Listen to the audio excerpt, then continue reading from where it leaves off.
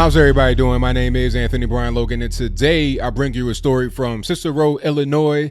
It's not quite within the Chicago city limits, but it's basically in that general area, so it might as well be Chicago. Now, this story is not really surprising to me, quite frankly. It is pretty egregious, it is pretty shocking, and it's kind of nasty, but it's not really that shocking to me. I'm not really that surprised, and to jump straight into it, you have a 49-year-old woman by the name of Concepcion Malinek who kept 33 illegal aliens from Guatemala in the basement of her home. Now, this story was wild. It was really crazy. There's a lot to it, but I got to just continue explaining it. They were in the basement of her home working at a factory. I guess she got them a job working at the factory locally, and then when they would come back to the house, she forced them to do odd jobs around the house, keeping it clean, just doing random labor. They were slaves.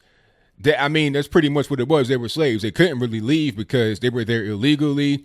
She would threaten them, verbally abuse them, talking about ICE knows you're here. They know how many of you are here. You can't leave, all this, that, and the third. I have all the money. You have nothing. She was forcing them to stay. They were slaves.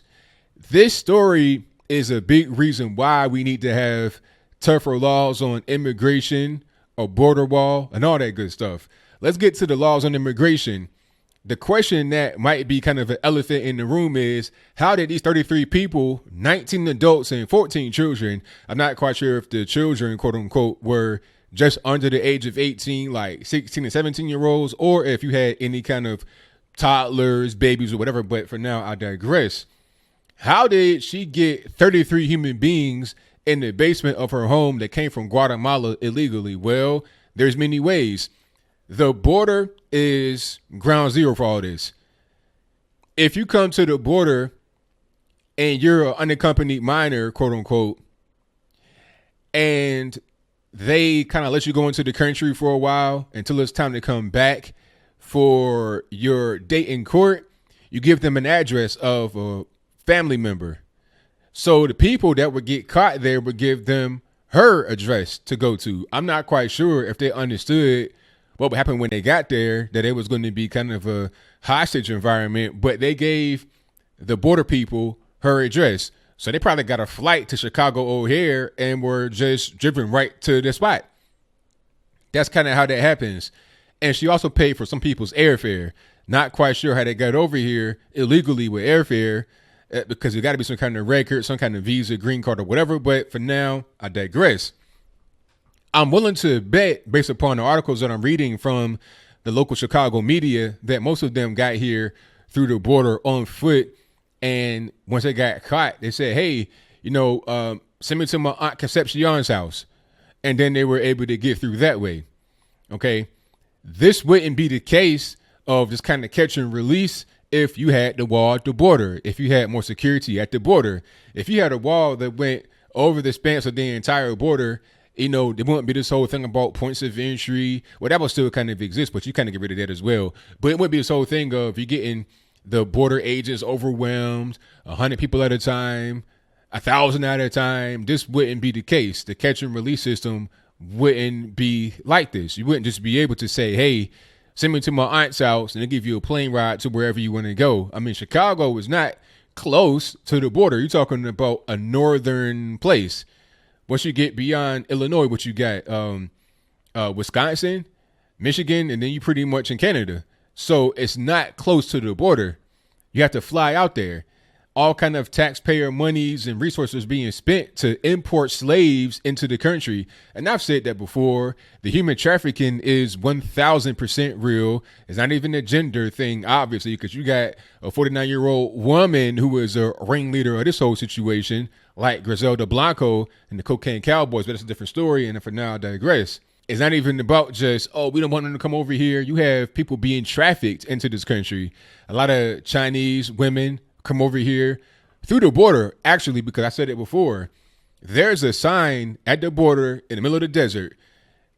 If you get disoriented, you get dehydrated or whatever trying to cross the border in the desert area, you can push a button on this sign and Border Patrol agents or somebody will come to you. You'll be rendered aid.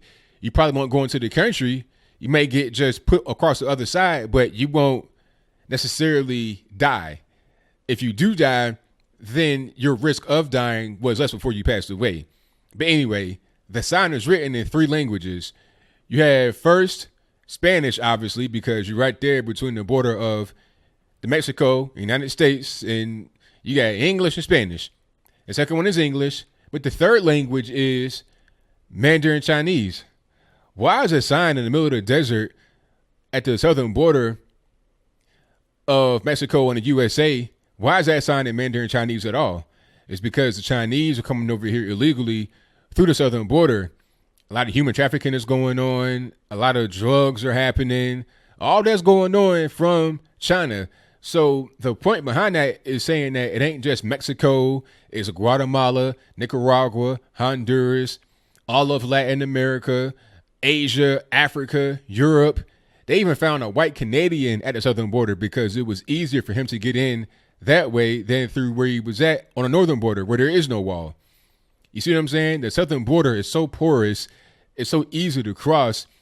You can bring in anything. You can bring in slaves, which is what you have in Chicago, slavery. And it's weird how the left would be so against the border policy. Oh, you're tearing kids away from their parents. You're an evil man. Is that the third? Okay. If you believe that the border policy of building the wall and having tougher security is wrong, how do you also think that slavery is wrong? They're importing literal slaves. I mean, what else do you call it? You got 33 human beings in the basement of a small house.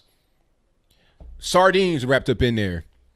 They're given jobs to go work in the factory, probably for a small amount of money under the table. They're having a debt on the back they got to pay in order to gain their freedom.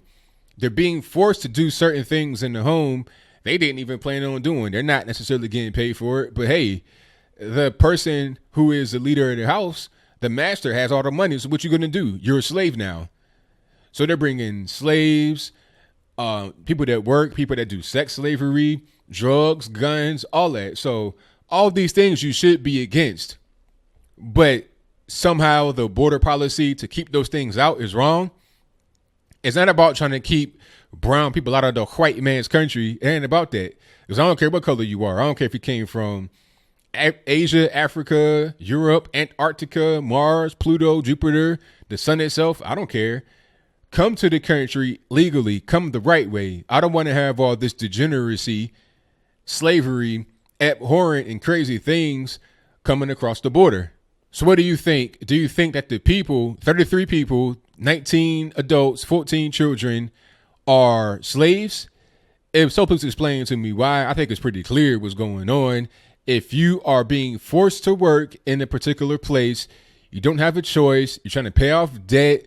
You're being brought here illegally, taken advantage of. That's a slave. What else do you call that?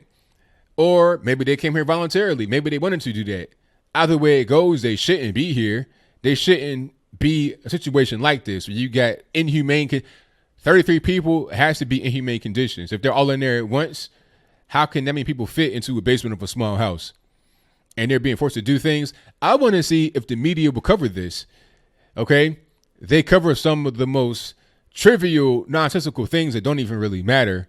But what about this case here? And what about other cases like it? You constantly seeing these Chinese massage parlors get shut down. The place where Robert Kraft went was a Chinese massage parlor, and they got pinched up for human trafficking. You got the girls living in there 24/7, never leaving, basically being forced to perform sex acts to pay off any kind of debt they may have had to get into the country. That's usually how it goes. That's called an indentured servant. It was like that back in slavery times too. Just because it was called an indentured servant does not mean they're any less of a slave, because they're forced to do certain things they really don't want to do. They'd rather do other things, but they have no choice. You can't just say, oh, I quit now, boss. No, you are a slave. You don't quit. I'll tell you when to leave, and that's how that goes. But that is pretty much all I got. So whatever your comments are, please let me know in the comments below. And that's all I got to say for this video. If you like what you heard, please comment, rate, share, and subscribe. Peace.